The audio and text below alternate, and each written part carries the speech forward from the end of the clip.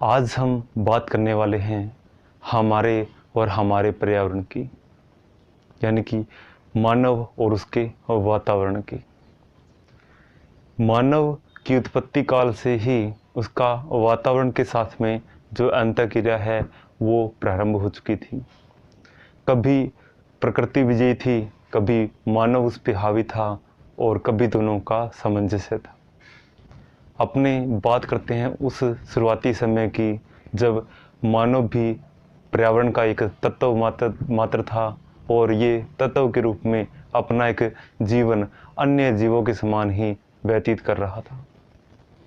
ये प्रकृति के प्रत्येक अनुदेशों का पालन कर रहा था और अपना जीवन यापन करते हुए अपना विकास कर रहा था। अब शुरुआती समय था जब मनुष्य की जो आवश्यकताएं थी अति सीमित थी।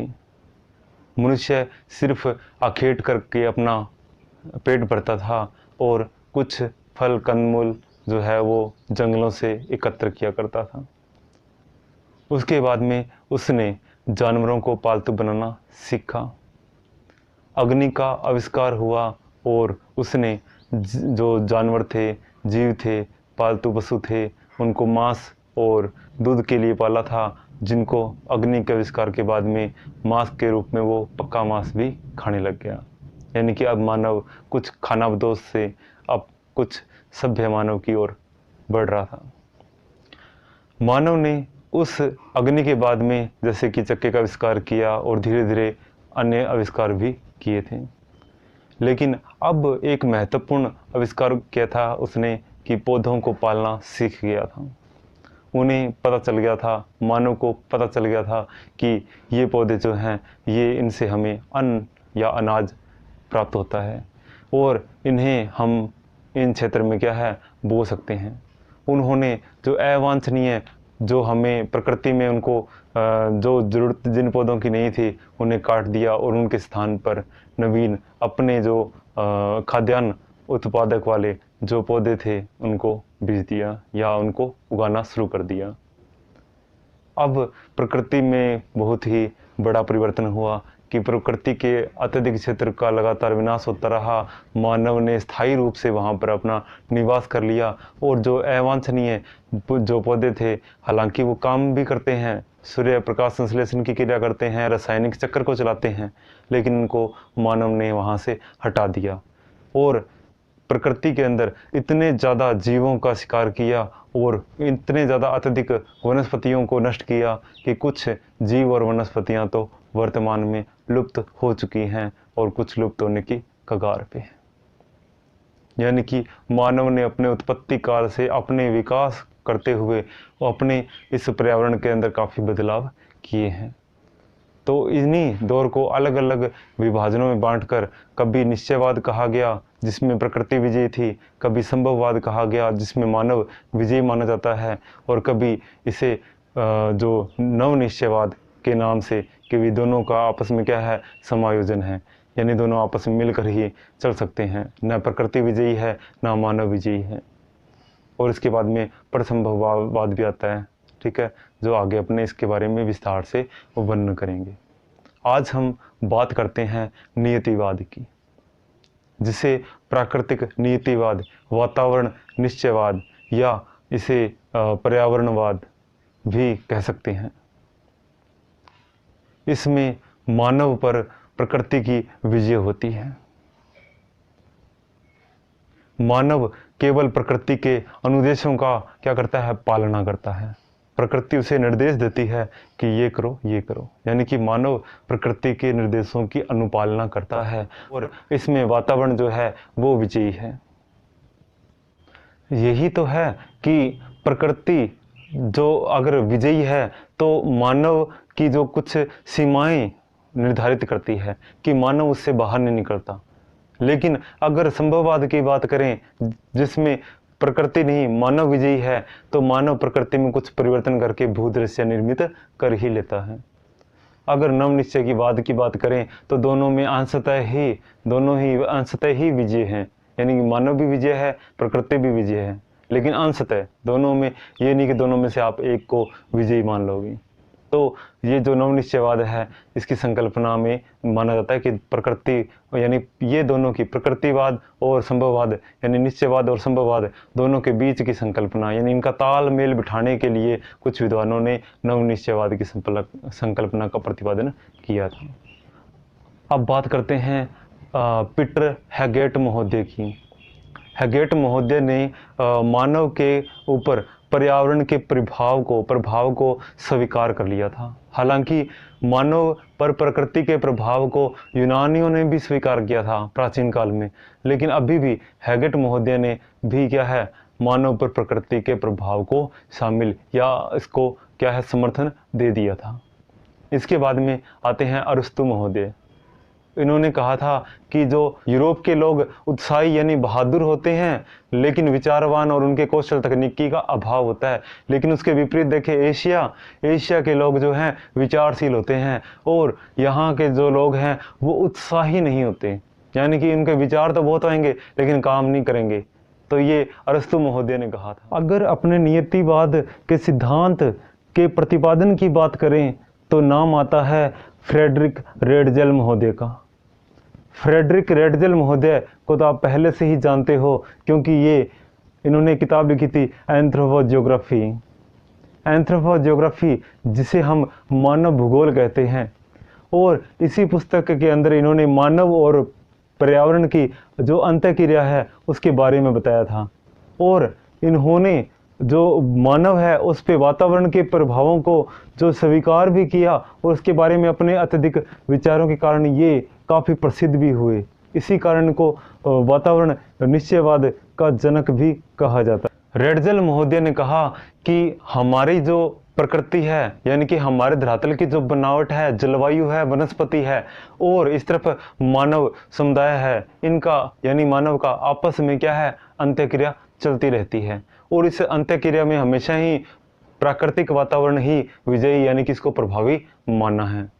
और इन्होंने एक परिभाषा दी है कि मानव की संस्कृति और सभ्यता के विकास की जो तुलना है वो हम एक पक्षी के स्वच्छंद उड़ान से नहीं कर सकते, बल्कि इसकी तुलना हम एक वृक्ष के तने से कर सकते हैं, जो कि हमेशा ऊपर उठा रहता है, लेकिन उसकी जड़ें धरातल के अंदर ही रहती है, यानी धरातल से जुड़ी रहती है। यानी कि मनुष्य आकाश के अंदर कितना मर्जी अपना सिर ऊंचा उठा ले, लेकिन उसके पैर जमीन पर ही टिके रहेंगे। मनुष्य यानी कि धरातल का एक धूल का कण ही है। तो रेडजेल महोदय ने ये परिभाषा दी थी, जिसमें पर्यावरण को प्रभावी माना और मानव को तुच्छ माना है। इसी के बाद में हिप्पोक्रेटस महोदय आए, और इन्होंने जो एक परिभाषा दी, कहा कि यूरोप के लोगों द्वारा एशिया के क्षेत्रों पर आक्रमण जो किए गए थे, उनका मुख्य कारण जो था वो यूरोप की कठोर और परिवर्तनशील जलवायु थी, जिसकी वजह से यूरोप के लोग परिश्रमी होते हैं और एशिया के लोग जो हैं वो आराम पसंद करते हैं। यानी कि यहाँ पर भी वातावरण के प्रभाव को ही माना गया है लोगों के यानी कि व्यवहार के ऊपर। इनके पश्चात जो रीटर महोदय, कार्ल रीटर, इन्होंने भी पुस्तक लिखी थी यूरोप का, यानी कि माने कि इसका जो भौगोलिक, ऐतिहासिक और सांख्य के चित्रण जो पुस्तक लिखी थी, कहीं कहीं पर यूरोपा लिखा आता है। तो इन्होंने भी मानव के ऊपर वातावरण के प्रभाव को स्वीकार किया। इसके पश्चात राइटर हैं हुम्बोल्ट महोदय। इन्होंने भी वैसे वातावरण के प्रभाव को मानव पे माना और कहा कि जो भूमध्य सागरीय क्षेत्र है वहाँ के लोगों का विकसित होने का कारण जो है, इतना विकसित होने का कारण जो है वहाँ की जलवायु ही है। 1859 के अंदर हुम्बोल्ट और रीटर महोदय की मृत्यु हुई, और उसी समय जो अपने डार्विन महोदय हैं, उन्होंने जीवों की उत्पत्ति नामक एक पुस्तक लिखी, जिसमें भी पर्यावरण को प्रभावी माना गया मानव के जीवन पर।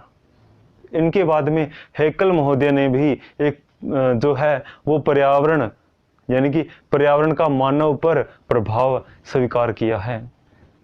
इसके पश्चात आते हैं डिमोलिन्स महोदय। इन्होंने सामाजिक भूगोल पुस्तक लिखी और समाज और पर्यावरण के अंदर पर्यावरण का प्रभाव समाज पे स्वीकार किया है।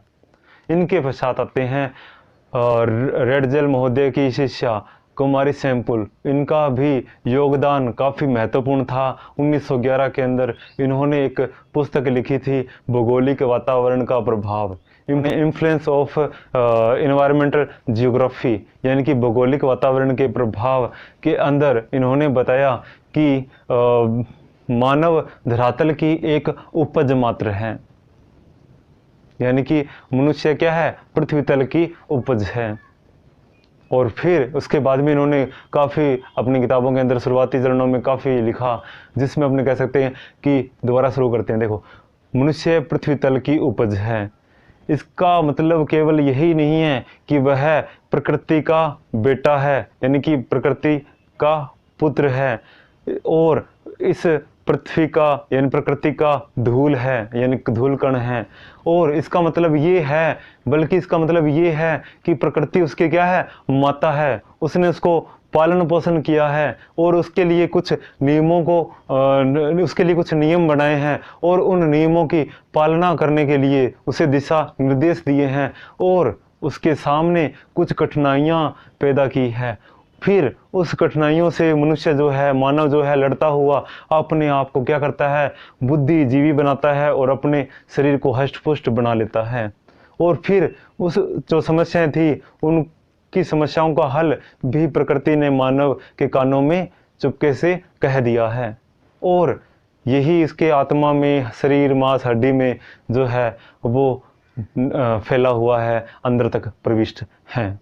यानी कि रेडजेल महोदय की जो शिष्या थी कुमारी सैंपुल ने, उन्होंने अपने गुरु यानी कि रेडजेल महोदय के ही विचारों को समर्थन दिया था। कुमारी सैंपुल ने निश्चयवाद को समर्थन देते हुए कहा कि जो समुद्र तटीय क्षेत्र हैं, यानी कि समुद्र के नज़दीक तटवर्ती क्षेत्र हैं, वहाँ के निवासी शरीर से हष्ट-पुष्ट नहीं होते, यानी कमज़ोर होते हैं, मृदुल होते हैं, लेकिन उनका सीना और भुजाएं जो है वो मजबूत होती है, क्योंकि वो नौका को यानी पतवार को वो खींच के, तो पतवार को चलाने के लिए उनकी भुजाएं और सीना मजबूत होता है। इसी प्रकार पहाड़ी क्षेत्रों के निवासियों के पैर मजबूत होते हैं, टांगें मजबूत होती है, ताकि पहाड़ियों पर आना जाना कर सकें।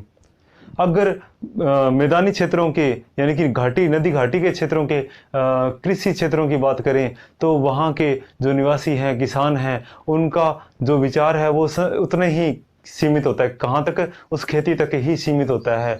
उनके विचार जो है वो बाहरी क्षेत्र तक नहीं जा पाते, इसलिए वो स्थानीय क्षेत्र तक ही उनका विचार सीमित हो जाता है। इसके बाद में बात करें तो अगर कोई पशुचारक जनजाति है, अगर पशुचारक क्षेत्र है, तो वहाँ के जो लोग हैं उनका जो लगातार आगे से आगे लगातार जाना और एक क्षेत्र से दूसरे क्षेत्र में गमन करने के पश्चात में जो उन्हें विश्राम का समय काफ़ी लंबा होता है, उस समय वे काफ़ी सोच विचार कर सकते हैं और चलते चलते वो अपने देश की सीमा को लांघने का भी प्रयास करते हैं और काफ़ी बार लांघ भी जाते हैं। तो इसी कारण वो क्या है, आक्रामककारी या आक्रमणकारी बन जाते हैं। तो कुमारी सैंपुल ने जो है क्षेत्र की परिस्थितियों को, वहाँ के निवासियों के शरीर और विचार के ऊपर प्रभाव को स्वीकार किया है। अब आलोचनाओं की बात करें तो रेडजेल महोदय और सैंपुल महोदय ने दोनों ने ही क्या है, कुछ पर्यावरण के प्रभाव को तो स्वीकार किया है, माना है, लेकिन कुछ मानवीय क्रियाकलापों को भी स्वीकार कर ही लिया है। यानी कि 20वीं शताब्दी के शुरुआती चरण के अंदर इन्होंने मानव के क्रियाकलापों को भी कुछ महत्व दिया है। और अगर बात करें कि निश्चयवाद की आलोचनाओं की, तो नाम आता है हीगल महोदय। इन्होंने, ये वैसे तो एक दार्शनिक थे, तो इन्होंने एक विचारधारा दी, कहा कि मेरे सामने नियतिवाद की बात मत करो, क्योंकि जहाँ पर पहले यूनानी लोग रहा करते थे, आज वहाँ पर तुर्क रहने लग गए हैं, तुर्क लोग पहुँच गए हैं। तो इस बात से भी क्या है, नीतिवाद का खंडन हो जाता है। इसके बाद में बात करें किरचॉफ महोदय की। किरचॉफ महोदय ने कहा कि जो मानव है वो कोई मशीन नहीं है, कि जिसकी खुद की कोई अभिलाषा न हो, यानी कि वो एक मशीन नहीं है जिसकी कोई अभिलाषा नहीं है। वो भी क्या है, इस वातावरण के अंदर क्या है, अपना कार्य करता है, उदासीन नहीं है।